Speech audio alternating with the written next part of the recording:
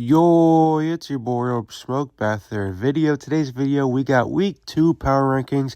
But before we go ahead and get into that, make sure you guys go ahead and leave a like and subscribe for more NFL and Madden 26 content. And just want to take a quick note. I know this is being posted on Wednesday, but it normally gets posted on Tuesdays. So be looking at our channel every Tuesday for these power rankings all season long. So just wanted to say that. I was out of town. This is why it's going up on Wednesday. But let's go ahead and get these power rankings started. So 32, we still got the New Orleans Saints. They lost 10-20 against the Arizona Cardinals. Spencer Rattler attempts 46 passes, and he only gets 214 yards, no touchdowns. They need to run the ball more, man. I mean, come on, Saints. Like, there's a lot of things they need to do better. But, dude, give the ball to Kamara. He is one of your only solid people on offense, and he only had 11 carries. Like, dude, just give the ball to Alvin Kamara more. Like, only 11 times. He's, like, literally the only thing worth a damn on your offense besides Chris Olave, and you guys just love throwing him hospital balls for some reason. 31, I have the Carolina Panthers. They're going to go down one spot. Carolina Panthers, not a lot of effort out there, I will say. Not a lot of life in Carolina, it seems like. Only two players looked like they were even trying in my eyes, and I think that was J.C. Horn and Tetairoa McMillan. McMillan, the rookie, had a solid debut, but nothing crazy or to rave about. Number 30, I have the New York Giants, and they got belt to ass in week 1. They lost 21-6, I believe the final score was, or something like that. They only 6 points. And let me just say, yeah, no one expected the Giants to be, like, good, but I didn't think they were going to be this horrible. Dude, that was a rough week 1. A lot of it is on Russell Wilson, but also Tyrone Tracy did only muster up 24 yards on 10 carries. A lot of that offense needs to be better. Defense actually wasn't horrible. I mean, only giving up 21 points to the Commanders, that's not bad.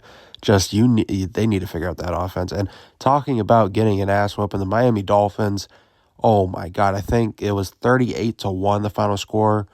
Tua was god-awful. Dolphins are moving down 4 spots. The defense made Daniel Jones look like an all-pro quarterback. And who knows, maybe it's Daniel Jones' year and he'll actually ball out in Indy. But, oh my God, I feel bad for any Dolphins or Giants fans in week 1. That was rough. But keep in mind, it's early in the season. A lot can still happen. And in the first couple of weeks, I would say the power rankings kind of shift around a little bit more than usual. Later in the season, once we get to like week 8 or 9, it'll be more of a narrow margin. But since it's very beginning, I do want to say it's also just not all about standings. So you will see some people in here that did not win week 1. We take everything into account as like roster, depth chart, coaching, scheduling, everything like that, and obviously standings. But the whole thing is not standings. So don't expect everybody to have a win that's going to be in the top 10 or something like that. All right, 28, we have the Cleveland Browns, and they're going to go up 3 spots. The Browns actually could have won the game if their kicker made a PAT attempt and a field goal attempt, but it was still a pretty sloppy performance from Joe Flacco and the rest of the Cleveland Browns. Jerome Ford, I don't know what the hell. I thought Jerome Ford was going to be at least a little bit better than that. He had like 8 carries for 10 yards. It was not a good performance for Jerome Ford. Number 27, Tennessee Titans. Even though they did lose, they're going to stay right around the same spot. I mean, they didn't play horrible. The offense was horrible, but the defense did only hold the Broncos to 20 points, and they had 2 interceptions. So that was pretty impressive, I'm not going to lie. But yeah, the offense was, oh my God, that was rough. Rough to watch, just pretty embarrassing. And I was expecting good things from Cam Ward. I mean, obviously it's not going to happen right in the exact first week, but I thought it would have been entertaining, at least. 26, we have the New England Patriots as they lose to the Las Vegas Raiders. They barely ran the ball, and they only gave Travion Hendrickson 5 carries. Drake May did mid, I would say, and Will Campbell, he kind of had a rough game. But let's go ahead and talk about Travion Hendrickson. This guy had such a great preseason, and you're only going to give him 5 carries? Now, I get you still have Stevenson and you want to utilize him, but dude, come on, you got to run more than that. Like, I don't know what it is. These teams are just forgetting to run the football. And don't get me wrong, I'm not biased at all to quarterbacks or running backs. I love seeing a quarterback throw and have an absolute field day. But if you're not putting up points, like, you need to go run the football, go back to the basics. And Jeremy Hendrickson, he only with those 5 carries did pretty solid. Number 25, I have the Las Vegas Raiders. They're going to go up one spot. Their roster isn't the greatest. Ashton Jeanty did all right, but he definitely could have did a lot better. He was able to get his first touchdown of his career, though, so hey, congratulations to Ashton Jeanty. But yeah, their roster could be a lot better. That is why the Raiders are not much higher than 25. They only went up one spot. Geno Smith did all right when he had time in the pocket, and it wasn't bad at all. But yeah, Raiders only going to go up one spot for now. All right, Colts fans, I got to put you guys somewhere, and I'm just going to put you at 24, going up 5 spots. I don't think you guys should be mad about that at all. You guys did play great, played an amazing football game. Daniel Jones went 22 for 29 with 272 yards, and he combined for 3 total touchdowns. Daniel Jones did great. Your guys' defense did great, but is your guys' roster up there with the best in football? No, that is why you guys are still at 24. Hey, if you guys keep doing it, though, you guys will go up. I'm happy with that. I didn't think the Colts would be this good, but Week 1, Warriors, apparently. And speaking of Week 1 Warriors, the New York Jets. Now, yes, they are going up, even though they lost. It was an impressive loss. No one expected that from Justin Fields. And yes, you guys can go up from a loss. The Cleveland Browns did, so yeah. It is not common and it probably won't happen too much later in the season, but for now, since it's all kind of loosey-goosey, again, explosive game for Justin Fields, over 200 yards passing with 3 touchdowns combined on the day. He reuniting with his former college teammate Garrett Wilson was probably the best thing so far to happen in his career, and some established coaching, or at least hopefully should be established coaching, in Aaron Glenn. And then number 22, we have the Jacksonville Jaguars. They're not going to move up. Yes, they did win, but they faced the Carolina Panthers. It wasn't too impressive. They got to beat someone better than the Panthers, and mainly because of their roster. The roster can be a tad weak. Some weeks I don't mind Trevor Lawrence, and then some weeks it's looking rough. But hey, Jaguars, enjoy Week 1. You guys are doing pretty good. Starting off the season 1-0. 21 Atlanta Falcons. Now, I got to put them somewhere. Even though they did do pretty impressive, they are slightly going to move back. Michael Penix did really good. I was pretty impressed with his performance, to be honest. Bijan Robinson did Bijan Robinson things, but unfortunately, they just went against the Buccaneers, and they are the better team. 20 Arizona Cardinals. They're going to go up 1. They did get a win, but it wasn't very pretty. It was against our very, very rough Saints team, and they only scored 3 points in the second half. Got to do better than that, Cardinals, although Marvin Harrison Jr. and Will Johnson did have a pretty solid game. 19, I got the Seattle Seahawks. Very bleak and boring game for the Seahawks, I ain't going to lie. Sam Darnold did not deliver in his first game. JSN balled out, I should say, but they need to work Cooper Kupp into the game plan more. He only had 3 targets. The offensive line surprisingly didn't struggle, but let's get Cooper Kupp involved more. I know he's older and he's had some injury issues, but hey, the guy is a stud still. I mean, I'm not saying he's in his prime by any means, but he's still a solid receiver. Number 18, I got the Chicago Bears, Monday Night Football. Caleb Williams said he was going to be Superman, and he was Superman for the first 10 minutes of the game. Other than that, it was a very mid performance for him and the rest of the Bears team. Number 17, the Dallas Cowboys. They're going to move back 1 spot. Dak made some good throws when he needed to. Just the Eagles walked all over that defense. And yes, I know everybody has been dragging this out, and it's going to sound cliche, but the Dallas Cowboys defensive line needs somebody like Micah Parsons.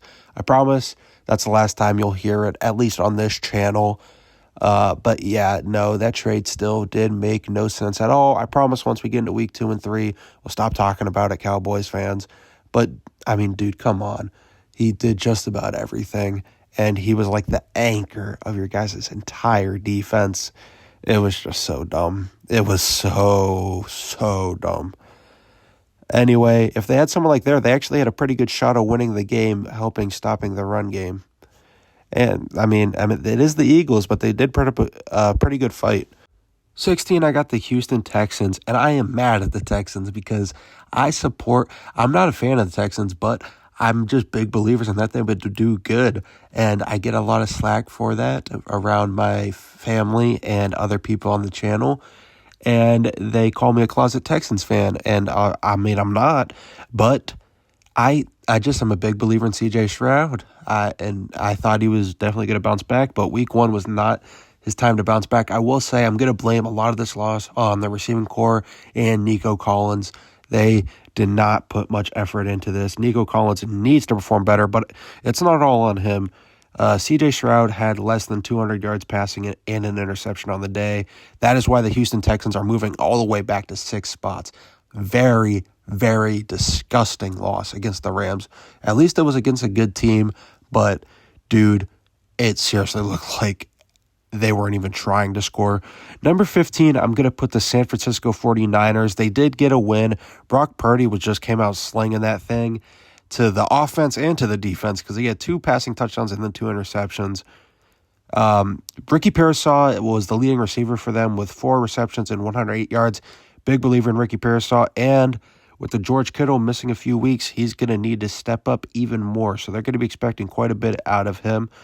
Number 14, I got the Pittsburgh Steelers. I got to put you guys somewhere. Obviously, we did not expect it. We're seeing you jump up all the way up 5 spots. Aaron Rodgers went insane. He proved he could still sling the pigskin around, throwing 4 passing touchdowns. DK Metcalf and Calvin Austin both did good.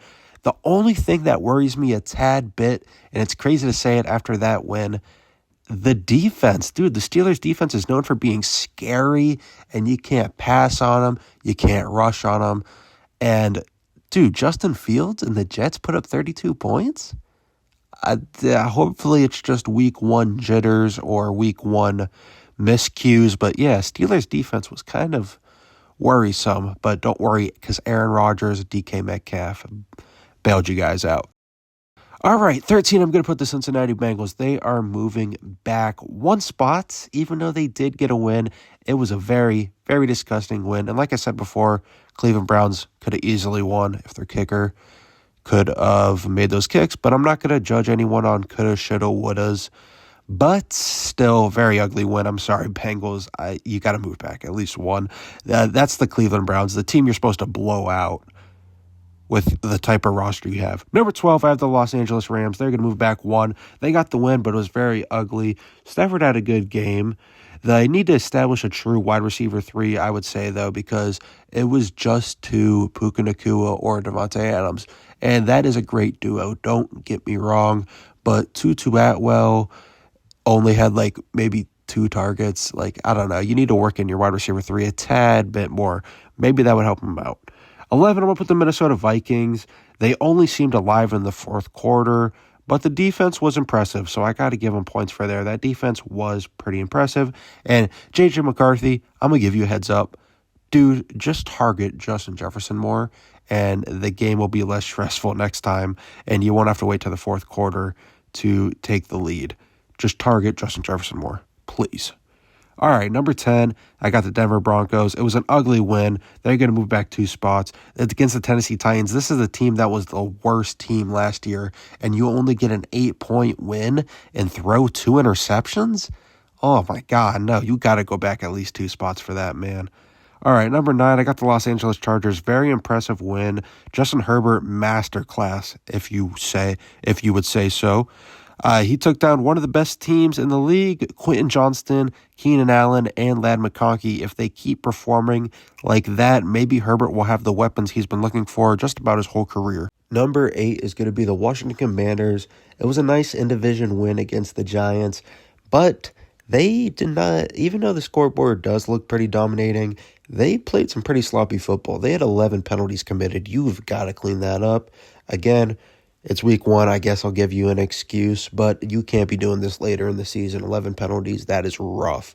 But Dan Quinn will fix that soon, probably. Number 7, I got the Detroit Lions. Don't worry, Lions fans. I know you lost your mastermind offensive coordinator, your mastermind defensive coordinator, and Goff and Gibbs played bad week 1, and you just lost an in-division game. But you still have a lot of talent on your roster. I am not going to knock the Detroit Lions out of top 10 from one bad game. Later in the season, I will. But the talent on their roster and what they've done as previous years is keeping them in the top 10. But oh my God, I did not think Ben Johnson was that I mean, I knew he was crucial, but I didn't know he would be that crucial and just take all the talent out of Goff and Gibbs. But hopefully it's just a week 1. It's just a week 1 fluke, hopefully, for the Lions.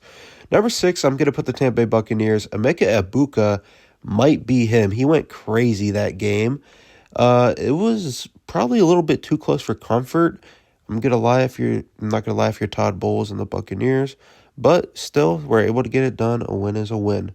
Number 5, we're gonna have the Kansas City Chiefs. Yes, the Chiefs are still number 5. I know there's a lot of people who hate on the Chiefs. I am one of them. I'm a Raiders fan. I hate the Chiefs, but dude, they still have Patrick Mahomes, Andy Reid, Travis Kelce. They are going to be top 5. It was not the way they wanted to start, and I'm going to say they need Isaiah Pacheco to step up and play like he did 2 years ago if they want to actually make some noise again and again, because they almost three-peated. But then, thankfully, the Eagles beat them. But anyway, yeah, you guys know the Chiefs are already pretty good. All right, now we're getting to the top 4. Number 4 is going to be the Baltimore Ravens. I am shocked they lost that game against the Bills. I really thought they were going to win, to be honest, but I mean, I knew it was going to be close no matter what. Definitely the game of the week. The offense was absolutely amazing for the Ravens. I mean, there's nothing you can do there. Derrick Henry fumbled, but I mean, hey, you got to give him a pass. He had, 2 rushing touchdowns and over like 170 yards, something like that. I mean, yeah, you're not supposed to fumble, but how often do you see Derrick Henry actually fumble? Very rare. It was just unfortunate timing for the Ravens. But yeah, like I said, offense was absolutely amazing. The defense was atrocious. Jair Alexander needed a map with how lost that man was. Holy shit, Jair Alexander, you might be washed.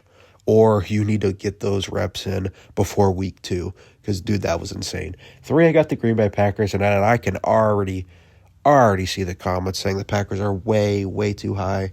Hey, I know I just said I'm not going to discredit the Lions, but I'm also not going to discredit the Packers, man. That NFC North division is tough. You can take every single division game in there you can get. They took a division game. Josh Jacobs helped pick up the slack from Jordan Love in the yardage game. Now, Jordan Love did have a good game because he passed for 2 passing touchdowns, but he only had 188 passing yards. So it's okay if you don't get 200 passing yards if you can get 2 passing touchdowns, which Jordan Love did. Josh Jacobs was there, and he did good. I like the Packers' offensive line, and yes, of course, the Micah Parsons addition is helping some of this, but still, that defense all around looked good, and Micah Parsons is proving why QB pressures are almost as an important stat as QB sacks, leading to that red zone interception that he had. Or that he caused, I guess I should say. Number 2 is going to be the Buffalo Bills. Very impressive win against the Baltimore Ravens. Don't really need to explain myself. Be ready for a Keon Coleman breakout year, though. And the number 1, got to give it to the Philadelphia Eagles, Super Bowl reigning champs, and they walked away from week 1 1-0. All right, guys, those are the power rankings. Hopefully, you guys enjoyed. Make sure to comment down with everything you disagree with. I'm happy to debate or just take in your guys' info, and maybe I could be wrong. But yeah, please be respectful and make sure to go ahead and check out last week's power rankings and other videos we do. I'll see you guys in the next video. Bye.